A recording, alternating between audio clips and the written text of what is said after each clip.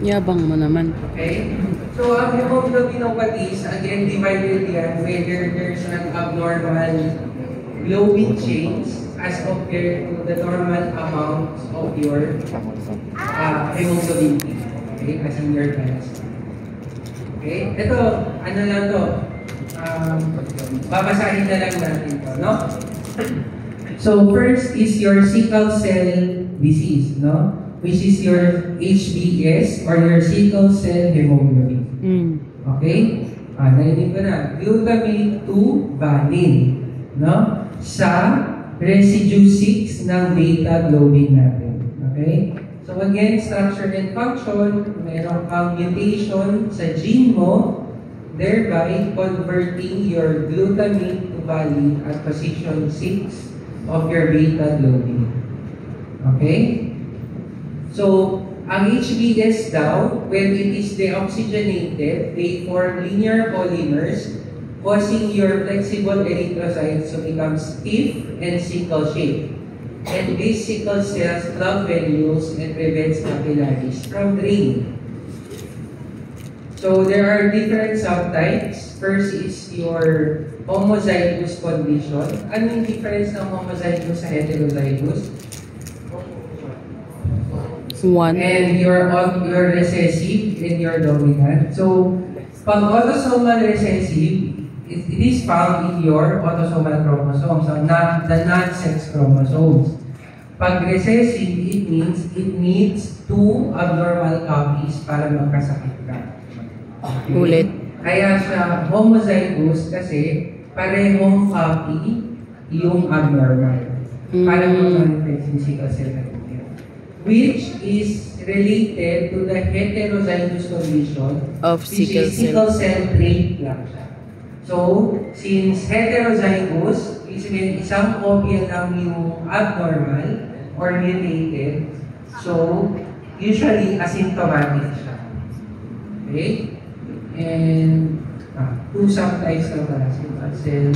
Sickle cell trait, and sickle cell anemia. Halos lahat ng hemoglobinopathies ng ganito. No? Autosomal recessive, may homozygous, heterozygous.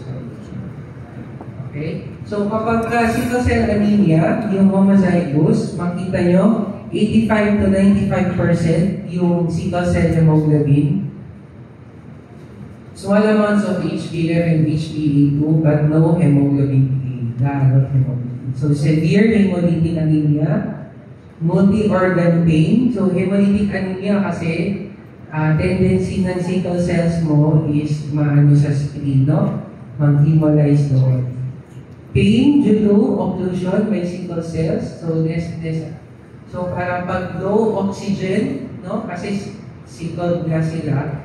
So, meron pang autosplenectomy, halos hindi na nag-function si spleen. Kasi napupuno na siya ng sickle cells. Periodic attacks, crisis, and ostomyelitis. HbF.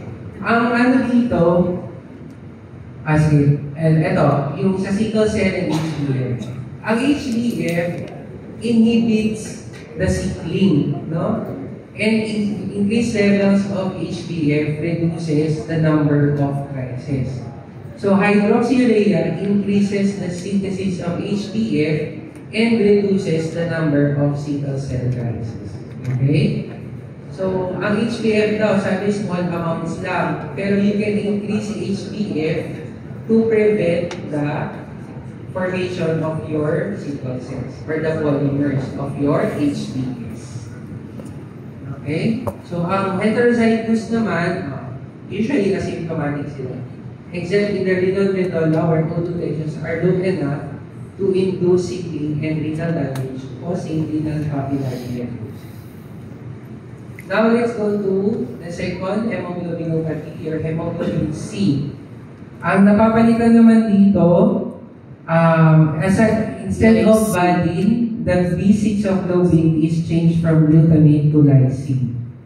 Although HbC and HbS are mutated at the same site, HbC is associated with a chronic anemia even in your homozygous. Okay? So mukhang pareho kasing polar, no? Si valine kasi non-polar yan. Kaya very yung change sa hemoglobin. Hemoglobin S versus hemoglobin C. Okay? Hereditary methemoglobinemia, so Fe2 plus is converted to A plus, results from one of the several single amino acid substitution that stabilize the heme iron in the oxidized form of your HbF. Okay, so cyanosis, tapos autosomal dominant. Okay? Next, ito na, si acquired methemoglobinemia, yung diniscuss natin kanina, no? So, cyanosis, no response to O2 administration, headache, and dizziness. Okay? Intravenous methylene blue and ascorbic acid help reduce Fe3 plus to Fe2 plus. Okay? Next. Now, let's go to the abnormal amount. So, clear tayo? So, konti lang, no? HbS, HbC, and methemoglobin. Ang abnormal hemoglobin, abnormal globin chains. As to the amount, the thalassemias. There is absence or reduced production of the alpha globin or beta globin chains because of the mutations. Okay, so as compared to the previous ones, wherein there is an abnormal globin chain, ito decreased production naman sa or absence. We have two types, your alpha thalassemia sa alpha globin and your beta thalassemia sa beta globin. Okay? Na ang bumababa. Okay? So, si alpha globin gene is found on your chromosome 16, whereas your beta globin gene is found on your chromosome 11. Okay? So, yun. Mutated sila, so, less in production. Okay? It is most prevalent in Asian and African populations, and there are 4